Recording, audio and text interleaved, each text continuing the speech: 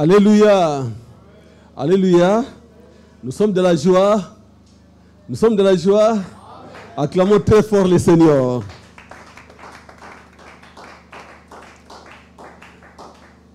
Notre Dieu est le même hier, aujourd'hui, éternellement. Il ne change pas, il est le même. Pendant le procès des 100 jours, notre Seigneur est le même. Il règne éternellement. Alléluia. Le temps que nous sommes en train de passer, mes chers frères, des confinements dans le monde, on a à peu près la moitié de la population mondiale actuellement qui est confinée, par-ci par-là dans le monde, à peu près la moitié de la population mondiale.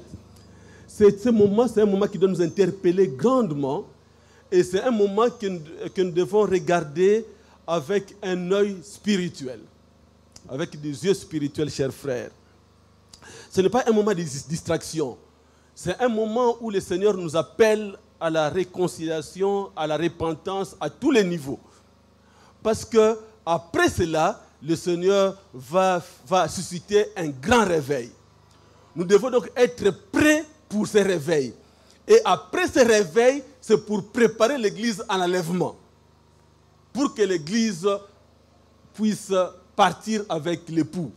Donc nous devons être très attentifs, chers frères et sœurs, pendant ces instants. Et il a plu au pasteur, pendant ces instants, de pouvoir beaucoup réfléchir au niveau de l'Église en ce qui concerne la réconciliation. Ce n'est pas le moment de nous haïr les uns les autres, des tribus, telle tribu à telle autre tribu. Ce n'est pas le moment. C'est plutôt le moment de pardonner. Même s'il y a un problème, nous savons, c'est lui qui a dit « à moi la vengeance et la rétribution ». Que le Seigneur aide la RDC à comprendre ces choses pour que la haine ne puisse pas ressortir des cœurs des gens, mais que plutôt ce moment puisse être un moment de réconciliation, d'amour, parce que nous préparons spirituellement à une autre étape qui vient, qui est le réveil. Que ça ne trouve pas en train nous-mêmes de nous venger et de nous rendre justice. C'est Dieu qui rend justice. Et dans le même cadre, aussi, pendant ce temps, dans nos différentes maisons, le fait que les papas et les mamans sont ensemble dans les maisons, beaucoup de problèmes arrivent. On était habitués à se retrouver beaucoup de temps au boulot. Je reviens le soir, on se rencontre avec maman pour 1 heure et puis après on dort. Mais cette fois-là, nous devons passer toute la journée, maman, papa, maman et les enfants. Et cela suscite beaucoup de petits problèmes à la maison. Les gens ne savent plus les supporter. Les gens disent « Ah, mais j'en ai marre. Je ne savais même pas que tu étais aussi mauvaise que ça. Je ne savais pas que mes enfants étaient aussi méchants que ça. » Et tout ça, ça crée en fait, au lieu de pouvoir nous aider à pouvoir nous réconcilier, à augmenter l'amour au milieu de nous, au contraire, ça met la haine, la division. Et même dans certains milieux, les divorces commencent à augmenter. J'ai noté qu'en France, on note plus ou moins 338 divorces par jour. 338 divorces par jour, et les 3/4 de ces divorces sont demandés par les femmes à la suite du mauvais traitement des hommes, des maris.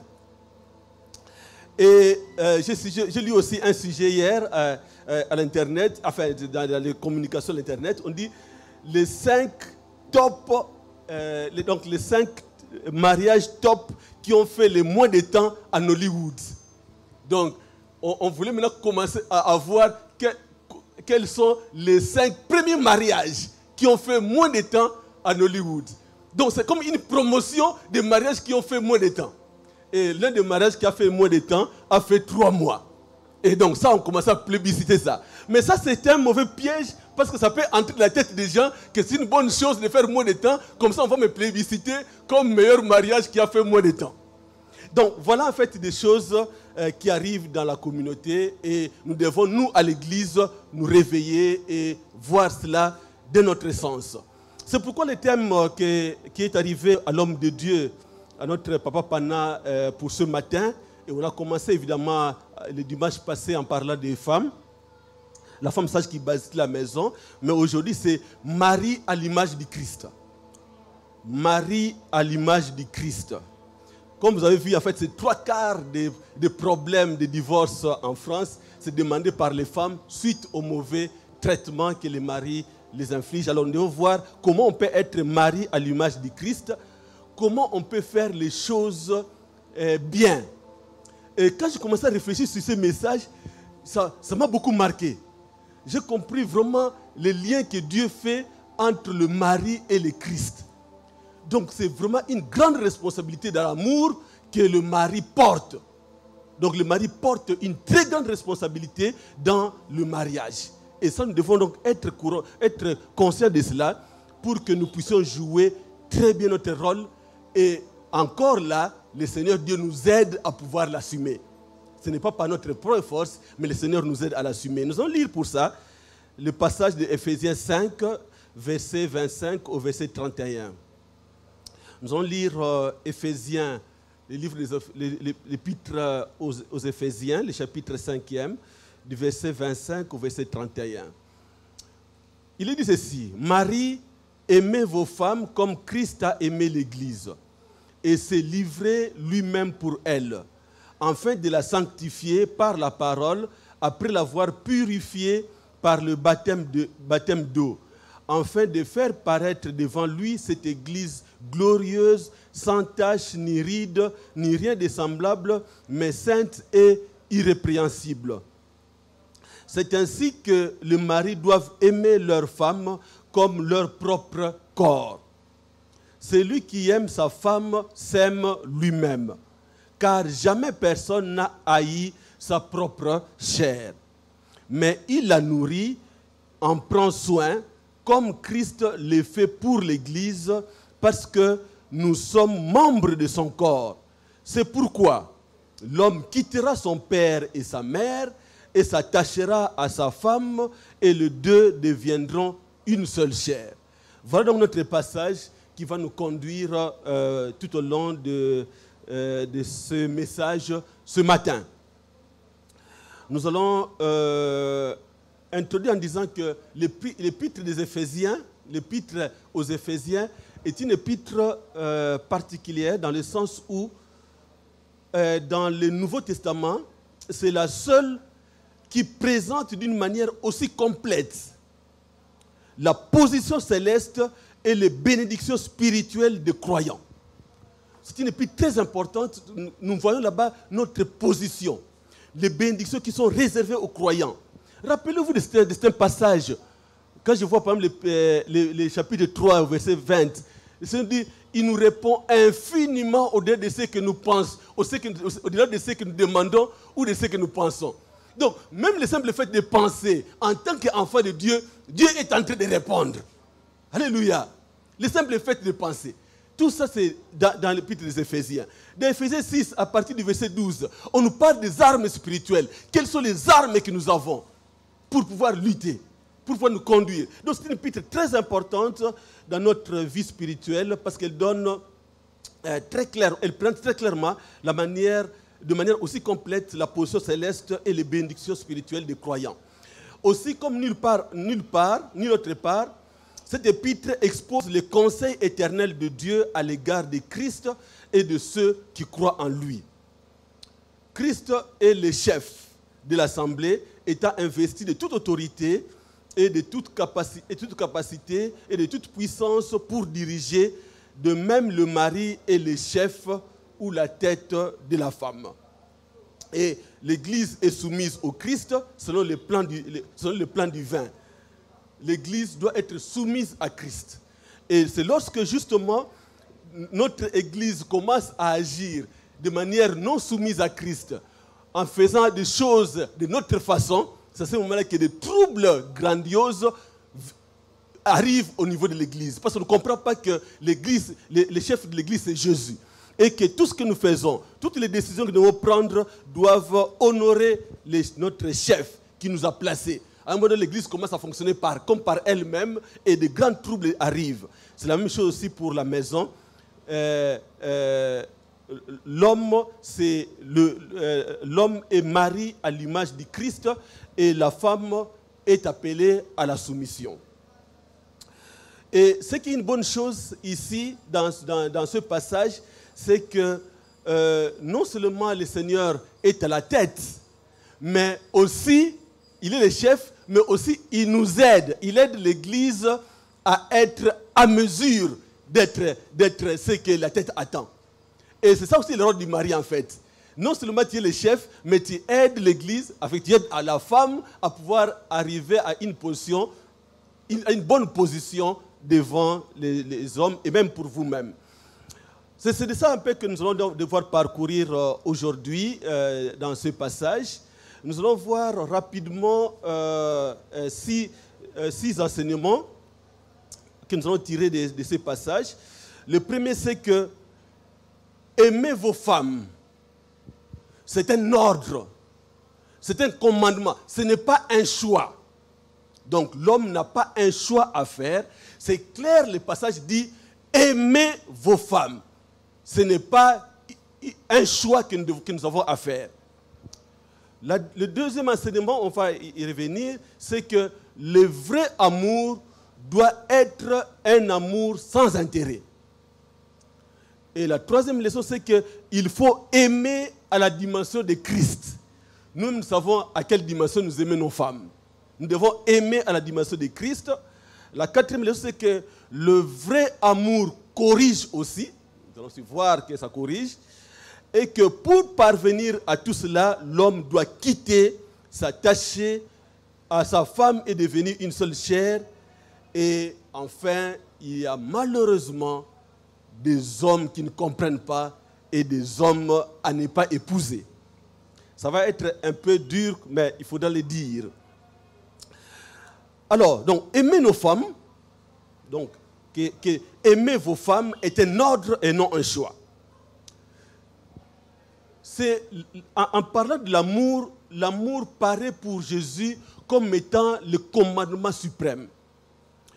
Il dit quand le pharisien vient lui demander la question pour dire quel est le plus grand commandement, le Seigneur répondit dans Luc 10 au verset 27, « Tu aimeras le Seigneur ton Dieu de tout ton cœur, de toute ton âme, de toute ta force et de toute ta pensée et ton prochain comme toi-même. » Le Seigneur a mis l'amour à un niveau très élevé. Il met ça à un niveau très élevé, mes chers frères. Et pour les hommes, justement, Dieu nous demande de pouvoir expérimenter cela en aimant nos femmes. Pour qu'on n'ait pas des excuses, Dieu met à nos côtés une femme que nous devons aimer pour pouvoir pratiquer ces commandements que Dieu a placés comme étant les premiers. Donc nous avons l'opportunité, en tant qu'hommes, de pouvoir exercer ces commandements suprêmes pour le Seigneur, d'aimer l'autre. Et aimer mon épouse, c'est donc un commandement. Et c'est la condition pour obtenir la soumission de la femme. On ne peut pas obtenir la soumission de la femme si on n'arrive pas à déployer l'amour. Le Seigneur l'a fait justement pour obtenir la soumission de l'Église.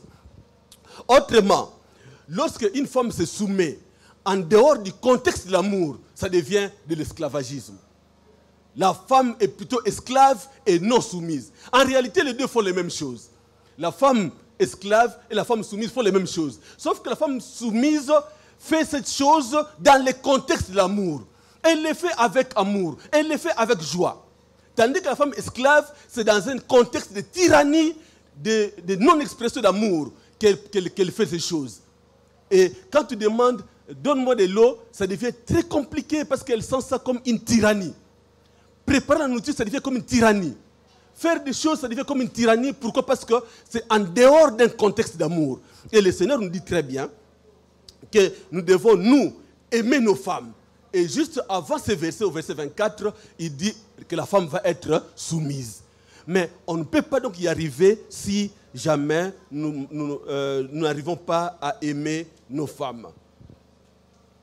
Et c'est un commandement, comme je dis, suprême, et nous devons faire très attention à cela, parce que quand le Seigneur va commencer ce jour-là à faire passer les tamis au dernier jour, quand il va commencer à apprécier, il va notamment nous apprécier dans ces choses-là. Comment nous avons exercé ce grand commandement qui est l'amour. Et il ne faut pas chercher loin pour les hommes. Il va chercher comment tu as aimé ta femme. Et nous-mêmes, nous savons comment nous aimons nos femmes. Est-ce que la femme est venue juste dans la maison comme un simple rideau? Ou bien nous prenons vraiment notre temps à aimer notre femme? Je suivais un cantique d'un frère qui disait, depuis que tu as épousé ta femme est devenue les rideaux de la maison. Et toi, tu vas seulement faire danser d'autres femmes en dehors de la maison. Et tu ne fais plus danser la femme de la maison parce qu'elle est devenue comme un objet. Il n'y a plus d'amour. Et là, n'oublions pas, mes chers frères, on va être jugés pour ça. Les hommes sont appelés à aimer leur femme, à manifester l'amour. Il m'arrive parfois, même sans cantique, j'ai dit à madame, non, on commence à danser seulement au salon un peu. On danse au salon parce que je me dis, bon, c'est vrai qu'il n'y a pas de concert, il n'y a pas de musique, mais dansons un tout petit peu, parce que je ne veux pas être parmi ces gens qui ne font plus danser leur femme depuis qu'ils sont mariés. Donc c'est important quand même ces choses-là. Lorsque je voyais un vieux papa c'était une cérémonie, je ne me rappelle plus laquelle, mais c'était un vieux papa, je crois, de 80 ans, indépendance. Ils ont mis la chanson de l'indépendance avec sa femme qui avait à peu près 78 ans. Ils se sont mis à danser le rumba. Ils ont mis à danser le rumba, les deux. Ils ont mis la chanson de l'indépendance. En train de danser comme ça. C'est important justement de pouvoir montrer que je continue à aimer ma femme. Ça n'a pas été un amour photographique, juste ponctuel, mais c'est un amour continu dans le temps. Et j'ai fait un effort de continuer à le faire. Et n'oublions pas qu'en parlant des choses importantes dans 1 Corinthiens 13, le Seigneur nous dit que le parler en langue, ça va passer. Les prophéties, ça va passer. Mais il y a 3 choses qui vont rester, qui sont très importantes, qu'il faudra garder, c'est la foi, l'espérance et l'amour. On parle de la charité. Et on continue au verset 13 pour dire, mais de ces 3, c'est l'amour qui va rester. Dans 1 Corinthiens 1, au verset 13, il est dit ceci. Mais, maintenant donc, ces 3 choses demeurent. La foi, l'espérance, la charité. Mais la plus grande de ces choses, c'est la charité, qui est en fait l'amour. C'est dit dans d'autres versions, on parle de l'amour. Donc c'est cet amour-là qui doit rester. Autrement, nous devons nous attacher beaucoup à l'amour qu'à beaucoup d'autres choses que nous faisons. Juste pour impressionner. Et au verset 5e de 1 Corinthiens 13, on dit que cet amour-là ne fait rien de malhonnête. Elle ne cherche point son intérêt. Elle ne s'irrite point. Elle ne soupçonne point le mal. Donc, c'est cet amour-là en fait, que nous devons avoir. Ce n'est pas un amour superficiel. Cet amour-là qui ne s'irrite point. Rappelez-vous de Jésus. L'Église lui a jeté la salive. Vous vous rappelez, non, donc, à la croix. Donc, beaucoup de choses, l'Église a fait tout ça. Mais le Seigneur n'a pas dit, non, j'étais à l'Église. Non, il n'a pas fait ça. Il a dit plutôt, pardonne-leur car ils ne savent pas ce qu'ils font. Est-ce que nous pouvons dire ça à notre femme lorsqu'elle m'a jeté un peu de la salive? Donc, il y a des choses importantes, chers frères, que nous ignorons, mais que nous devons faire parce que ça compte beaucoup dans notre marche avec le Seigneur, dans notre expérience de foi, dans notre expérience de brisement, de la marche avec le Seigneur. Ça compte beaucoup, mes chers frères. Le Seigneur a supporté cela, nous devons apprendre à supporter. On ne doit pas toujours soupçonner le mal à tout bout de champ. On soupçonne le mal. Quand la femme est en train de faire ceci, elle fait ceci à cause de ceci. Non. Dialoguer et trouver des solutions. Je me rappelle toujours d'un oncle de la famille qui, lui, il était un homme dans le commerce. Et lui, tellement qu'il soupçonnait sa femme de mauvaise gestion, il s'arrangeait lui-même à faire des provisions. Donc à la fin du mois, il achète et le haricot, le maïs, tout et tout, et il amène dans son bureau, il enferme. Et chaque matin, la femme est obligée de prendre le transport pour aller au bureau, et lui, papa, prend le gobelet, il met. Aujourd'hui, on prépare combien? 2 verres. Ok. Lui-même, il prend, et il ne laisse même pas sa femme compter, hein. C'est lui-même. Il compte les 2 verres. Qu'est-ce qu'on va encore préparer? Oh, les riz. Combien de verres? 3 verres. Il vérifie, et puis il s'arrange pour moi qu'il ait gâté 4. Mais c'est des choses vraies, moi je l'ai vu, l'oncle, je l'ai vu faire ces choses-là. Tout ça, c'est le manque de confiance. On soupçonne. Mais la Bible nous dit que l'amour, ce n'est pas ça. L'amour ne soupçonne point. On doit avoir un amour sincère et l'amour dans le Seigneur Jésus-Christ. Le deuxième enseignement, c'est que le vrai amour doit être un amour sans intérêt. Le verbe aimer, qui est utilisé régulièrement dans la Bible, de la version originale en hébreu, donne 3 verbes séparés. Il y a l'amour philéo, c'est l'amour qui est lié, en fait, qui est l'amour du père à l'enfant. Donc, il est demandé effectivement aux parents de pouvoir aimer leurs enfants. Nos enfants ne doivent pas être nos ennemis. Nos enfants doivent être des personnes que nous aimons et que nous aimons vraiment, que nous chérissons. C'est très important. On ne doit pas les éduquer avec colère, mais plutôt avec amour. Le deuxième verbe, c'est l'amour éros. L'amour éros, c'est un peu l'amour qui vise l'intérêt. Le premier intérêt, c'est le sexe. Parfois, l'amour ne voit que les sexes. Or, le sexe ne peut pas maintenir l'amour. Le sexe ne peut pas maintenir l'amour. On a vu des hommes aimer des femmes très jolies à cause du sexe et arriver là-bas dans cette relation, l'amour commence à sombrer et il commence encore à chercher d'autres femmes. Donc ça signifie que le sexe n'a pas été à mesure de pouvoir retenir cet homme-là. Mais c'est plutôt un intérêt juste qui a conduit l'homme dans ce sens-là. Et l'argent, la gloire, la famille. Donc moi je vais aimer cette personne parce qu'il est de la famille du président. Alors tout ça c'est des intérêts. Et ces intérêts finissent par vieillir si jamais on s'accroche à ça, si on en fait le mobile principal. Il y a même des hommes, toujours dans ce cadre-là de l'amour-intérêt, il va dire à sa fiancée, non, ma fiancée, prouve-moi que tu m'aimes. Donc pour lui, qu'on le prouve qu'on l'aime, c'est de coucher avec la fille. Non, ça ce n'est pas prouver qu'on aime la personne. Prouver la personne, c'est plutôt aider la personne à se maintenir dans la sanctification jusqu'au jour du mariage. C'est ça, prouver l'amour à l'homme. C'est ça, prouver l'amour à la femme. C'est aider la personne. Aider la personne à dire non, en les soutenant dans la prière, mais à rester là-bas, attaché au Seigneur jusqu'au mois du mariage. Et c'est ça justement qui signifie aimer la personne. Mais tu vas voir les hommes en train de dire non, tu sais, je n'arrive plus à dormir. Ça fait une semaine vraiment, j'arrive plus à dormir. Si on ne couche pas vraiment, je risque de mourir.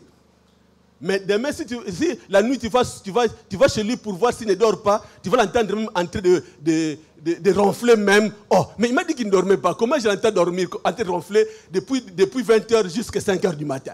Il ronfle calmement. Et puis demain, il rentre pour dire non, vraiment, je ne dors pas. Toi, tu ne dors pas. Il m'a dit, tu ne dors pas, en train de penser à moi.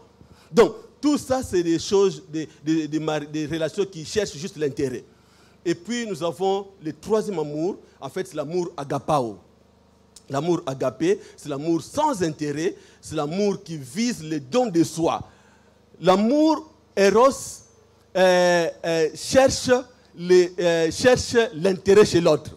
Tandis que l'amour agapao cherche plutôt à moi de pouvoir me donner à l'autre. Donc, c'est ça la différence. L'autre cherche à ce que lui, qu'est-ce qu'elle va me donner? Qu'elle me donne le sexe, qu'elle me donne sa famille, que je devienne ceci, que la voiture de son père, que je l'utilise. Ça, c'est l'amour intérêt, c'est l'amour éros. Tandis que l'amour agapao, c'est plutôt moi qui donne. Moi qui donne, c'est un amour sincère et c'est un amour qui se manifeste en fait par un don de soi et non les dons de l'autre. C'est un partage sans intérêt. Et c'est cela justement qui a caractérisé l'Église primitive. Si vous voyez l'Église primitive, c'était ça qui était caractéristique. En lisant par exemple dans Acte 4 au verset 34, on dit ceci, Acte 4 au verset 34, « Car il n'y avait parmi eux aucun indigent. Tous ceux qui possédaient des champs ou des maisons les vendaient, apportaient les prix de ce qu'ils avaient vendus et les déposaient aux pieds des apôtres et l'on faisait des distributions à chacun selon qu'il en avait besoin. » Donc, ils s'arrangeaient pour amener chacun ce qu'il avait. À tel point qu'il n'y avait plus d'indigents. Il n'y avait plus d'indigents. On faisait une redistribution en tenant compte des besoins de l'un et de l'autre. Voilà comment ça se faisait au niveau de l'Église primitive. Et c'est ça justement qui est important. On doit apprendre à amener, à faire un don de soi. Et lorsque vous avez donné, lorsque quelqu'un est préoccupé par donner, nous avons vu ça la fois passée, cela suscite aussi les données chez l'autre. Chez la personne à qui vous avez donné, ça suscite aussi les données, de manière automatique. Nous avons vu que chez la femme, cela suscite la soumission. Nous avons vu ça clairement. Ça suscite automatiquement la soumission. Et c'est nous, en général, c'est l'homme qui prend l'initiative de pouvoir y aller. Il ne faut pas attendre que la femme commence et que moi je puisse le faire. Pour le Seigneur Jésus-Christ, le Seigneur Jésus-Christ, lui, nous a aimés les premiers. C'est ce qu'on dit dans 1 Jean 4, verset 19. On dit, pour nous, nous l'aimons. Parce qu'il nous a aimés les premiers. Donc 1 Jean 4, verset 19, on dit, pour nous, nous l'aimons parce qu'il nous a aimés les premiers. Donc la première personne qui a marqué le pas, c'était l'époux. L'époux a aimé et cela a suscité en nous l'amour en retour. Les hommes dans les maisons ne doivent pas attendre la soumission avant d'aimer. Ils doivent d'abord aimer et la soumission va venir après. Et c'est très important donc, pour nous, les hommes, chers frères. Donc lorsqu'on sème de l'amour chez sa femme, on récolte la soumission qui est différente, comme je l'avais dit tout à l'heure, de l'esclavage. Cet amour, quand nous le faisons de manière régulière, c'est une bonne chose. Cet amour agapé dans la communauté, c'est bon. Depuis que nous avons commencé cette période de confinement, le Seigneur nous a conduit beaucoup l'homme de Dieu ici à pouvoir manifester cette notion de l'amour agapé. Dès le début déjà du confinement, l'Église avait réuni quelque chose pour pouvoir partager un peu de vivres dans quelques maisons. Et ça a été un acte vraiment qui a beaucoup béni l'Église. Et après cela, on a organisé beaucoup de moments d'agapé. On a eu un moment d'agapé avec des serviteurs, des jeunes personnes qui, eux, ont contribué un peu de leur argent pour qu'on puisse préparer quelque chose à manger. On a eu l'agapé avec des ouvriers avant-hier. Chacun a amené un peu de nourriture à partir de sa maison. Et on a mangé ensemble. Et on a eu aussi l'agapé avec le comité spirituel. Donc, ce sont des moments importants. Et n'oublions pas que c'est l'un des 4 piliers de l'Église primitive. Donc, c'est très important que nous apprenions à partager, à partager, à partager. Et cela suscite aussi une réaction chez l'autre. Donc, ça c'est le vrai amour. Merci papa. C'est le vrai amour, l'amour sans intérêt, qui doit être vraiment sans intérêt. Et troisième chose, c'est qu'il faut aimer à la dimension du Christ. Nous devons aimer à la dimension du Christ. De toute évidence, la responsabilité est plus grande. La responsabilité la plus grande est placée sur les épaules du mari. Il doit aimer et elle doit être soumise. Mais l'initiative repose sur l'homme. L'initiative repose sur l'homme. Et ça, c'est important, même dans les maisons. Même quand nous devons régler les problèmes. On ne peut pas dire... Dernièrement, j'étais dans un couple qui avait des problèmes. Quand je suis arrivé, la femme était en colère. Moi aussi, je me suis en colère. Et puis, nous sommes restés carrément en colère, nous deux. Non. Donc là, ça ne se fait pas comme ça par rapport à l'évangile. L'initiative vient de l'homme. C'est vrai que ça peut aussi venir la femme peut aussi demander pardon, mais l'homme ne doit pas accepter de rester comme ça pendant longtemps. Il doit absolument prendre l'initiative et régler la situation. C'est la responsabilité de l'homme de prendre soin de sa femme et de l'aider à devenir à l'image parfaite comme le Christ le fait pour l'Église. On ne doit pas... on ne doit pas fuir nos responsabilités. En tant qu'hommes, nous devons prendre nos responsabilités face à la femme. Ne soyons pas des démissionnaires. Des démissionnaires, après le boulot, je mange mon maléwa et je ne sais pas si à la maison, madame va manger, les enfants vont manger. Je rentre calmement. Et arrivé à la maison, je fais semblant comme moi si j'ai faim pour que la femme se débride. Alors que je viens calmement de manger mon maléwa, le ventre est complètement plein. Et là, ce n'est pas bon. Nous avons la responsabilité. Si tu achètes le maléwa en chemin, amène le maléwa carrément jusqu'à la maison et mange avec la femme. Parce que c'est ta charge de pouvoir le faire. Et non de pouvoir priver la femme, c'est un sens d'irresponsabilité. Ne sois pas à l'aise. Quand il m'arrive parfois d'aller dans des missions, parfois on nous place parfois dans des hôtels, des grands hôtels, et on vous sert des repas copieux, des choses comme ça. Parfois, je dis, mais j'aurais aimé être avec madame ici pour qu'on puisse manger ensemble. Parfois, je pense à ça. Et quand je rentre, on prend quand même un temps pour aller dans un resto et manger aussi un peu ensemble. Après, je me dis, mais ces moments-là, ce sont des moments qu'on doit passer ensemble avec mon épouse. C'est assez important. Et l'initiative vient de l'homme, même quand la femme travaille. Même quand la femme travaille, en général, la femme qui travaille, elle vient mettre l'argent, même si l'homme ne travaille pas, elle vient mettre l'argent là-bas, il dit, bon, mon mari, on va payer ceci, tout et tout, qu'est-ce qu'on fait? Généralement, la femme, elle ne pense même pas à elle-même. Elle pense à la maison, non, on va faire ceci, la maison, tout et tout. Alors, un homme qui est sage peut dire, non, madame, est-ce que tu ne penses pas que c'est moi, tu peux aussi acheter un pan? Donc, l'homme dit, non, on peut acheter un pan. L'homme prend l'initiative, même si c'est la femme qui travaille. La relation de mariage est par conséquent ici placée dans la lumière la plus haute possible. C'est-à-dire que la relation de mariage, pour la première fois de la Bible, a été placée à la dimension de Christ et l'épouse. C'est la dimension la plus élevée, la plus haute possible, chers frères, dans une lumière entièrement inconnue des croyants de l'Ancien Testament. Les croyants de l'Ancien Testament ne savaient pas cette dimension-là, que l'amour-là de l'homme et la femme peut être placé à un degré très élevé, où vous avez la relation entre Christ et son Église. Ce n'était pas connu dans l'Ancien Testament. Et c'est comme ça que dans l'Ancien Testament, on pouvait avoir des pratiques qui étaient totalement interdites, qui sont maintenant interdites, mais qui pouvaient se faire à ce moment-là. Ils n'avaient pas cette dimension. Mais nous avons cette dimension. Est-ce qu'on a vu, par exemple, le Christ avoir deux églises? Est-ce que nous avons vu ça quelque part, que Christ a une église en Afrique, une église en Europe, une église en Amérique? On n'a pas vu ça. Jésus-Christ a une seule église et c'est l'église. C'est comme ça que pour nous, dans le Nouveau Testament, il est inacceptable que l'homme puisse avoir deux femmes. Parce que nous sommes maintenant dans une vision où Dieu a placé le mariage à un niveau très élevé. On n'a pas d'excuse. On n'a pas d'excuse qu'on soit pasteur, qu'on soit un grand chrétien. Non, moi c'est inspiré par le Seigneur, je devrais prendre aussi une femme pour le ministère. Non, ça ne s'explique pas. Et les livres, les messages à l'époque que Pasteur Dallo a beaucoup prêché ici de la ville, en ce qui concerne le mariage, le remariage, tout et tout, a beaucoup bousculé les gens, même les serviteurs de Dieu. Pourquoi? Parce que nous devons comprendre que pour nous, dans le Nouveau Testament, le mariage est placé au niveau de la relation entre Christ et son Église. Donc moi, je ne peux avoir qu'une femme, mais pas deux femmes.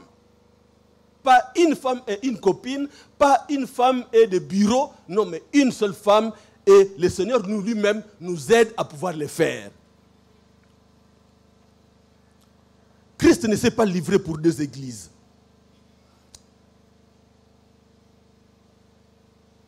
Et on s'est dit que c'est nous en fait qui prenons l'initiative en tant qu'hommes. Et en ce qui concerne toujours l'initiative, je voulais lire avec vous Éphésiens 4, 26. Si vous vous mettez en colère, ne péchez point, que le soleil ne se couche pas sur votre colère et ne donnez pas accès au diable. Donc encore une fois ici, c'est l'homme qui prend l'initiative. Même s'il y a un problème de colère de la maison, il ne faut pas dormir sous cette colère-là. Il faut savoir prendre l'initiative et ne pas donner l'accès au diable. Dans beaucoup de maisons, suite à la colère de l'un ou de l'autre des conjoints, on a vu les enfants tomber malades. Pourquoi? Parce qu'on a donné accès au diable.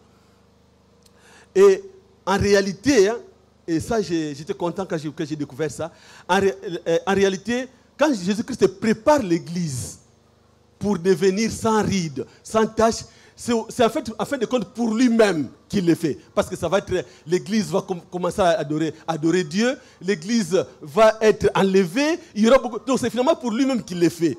La même chose. Quand nous faisons tout ça pour bien encadrer nos femmes, pour bien les aimer, ainsi de suite, en réalité, nous le faisons pour nous-mêmes. Déjà, on nous a dit que quand nous aimons bien notre femme, la femme va être soumise. Mais aussi beaucoup d'autres choses, mes chers frères, à la fin. Vous savez, généralement, si vous avez la grâce de vivre longtemps, vers la fin de la vie, les choses deviennent très compliquées. Tu ne peux plus être en mesure de te laver toi-même. Tu ne peux plus être en mesure de pouvoir assurer ta toilette toi-même. Tu peux être très malade et des choses comme ça. Finalement, comme j'ai écrit quelque part, l'homme, c'est le dernier bébé à soigner dans la vie d'une femme. Donc, l'homme, ça va être le bébé qui va être soigné. Mais tu sais, lorsque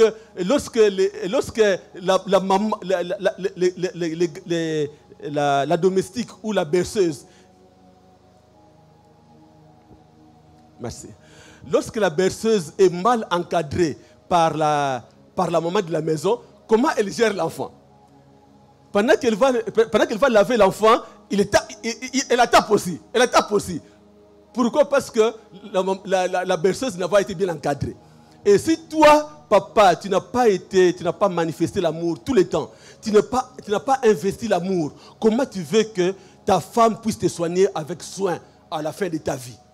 Comment tu veux que ta femme pense à toi à la fin de ta vie? Quand tu ne peux plus marcher toi-même, quand tu ne peux plus chercher toi-même la nourriture au coin pour manger, quand tu n'as plus les maléois, c'est madame qui doit faire tout ça. Et si tu n'avais pas investi suffisamment d'amour en elle, pourquoi ne pas penser à sa fin? C'est important, mes chers frères. Ne soyez pas distraits juste par l'ambiance de la vie, par les distractions de la vie. La vie, c'est juste très court. Il y aura une fin à la vie. Il y aura une période où on va devenir presque comme enfant avant de pouvoir rentrer auprès du Père. Prenons soin de tout ça. Prenons soin de nos épouses. Aimons nos épouses et que nous puissions bénéficier de tout ce que le Seigneur a investi dans l'épouse à la fin de notre vie. Alors, donc, je vais devoir d'abord momentanément clôturer par là pour dire que finalement, aimer nos femmes, ce n'est pas un choix, mais c'est un commandement. Nous devons aimer nos femmes. Nous-mêmes, nous voyons, est-ce que nos femmes à la maison, nous les aimons vraiment ou bien on est juste là à cause des enfants? Est-ce que nous investissons dans l'amour avec nos femmes? Est-ce que nous aimons vraiment nos femmes? Beaucoup de plaintes que les hommes se font, c'est parce que justement, ils n'ont pas investi l'amour et en retour, ils n'ont pas de soumission. C'est plutôt une esclave qu'ils créent. Or, vous savez, l'esclave ne fait que se plaindre. Mais les mêmes choses, si vous investissez dans l'amour, la femme ne prendra pas la posture d'esclave et ne va pas se plaindre. Elle ne va pas raconter des choses aux gens. Pourquoi? Parce que vous avez investi de l'amour en elle. Elle fait ces choses avec joie. La soumission est automatique. Que Dieu nous aide à pouvoir cultiver, l'amour. Dieu lui-même nous aide à pouvoir aimer. Dans Romains 5, au verset 5, il nous est dit que « Or, l'espérance ne trompe point, parce que l'amour de Dieu est répandu dans nos cœurs par le Saint-Esprit qui nous a été donné. » Donc, le Saint-Esprit qui nous a été donné, c'est lui qui répand l'amour à nous. C'est lui qui va t'aider à pouvoir aimer ta femme. Mais il faut être déterminé. Il faut aspirer à cela. Il faut dire non, moi je veux vraiment aimer ma femme et Seigneur, aide-moi. Et en tant que chrétien, par l'esprit que nous avons, nous pouvons être à mesure de bien aimer nos femmes. Que Dieu bénisse notre église, la parole éternelle de Jamaïque, et que les hommes, les maris puissent bien aimer leurs femmes et que la paix règne dans nos familles respectives. Acclamons le Seigneur.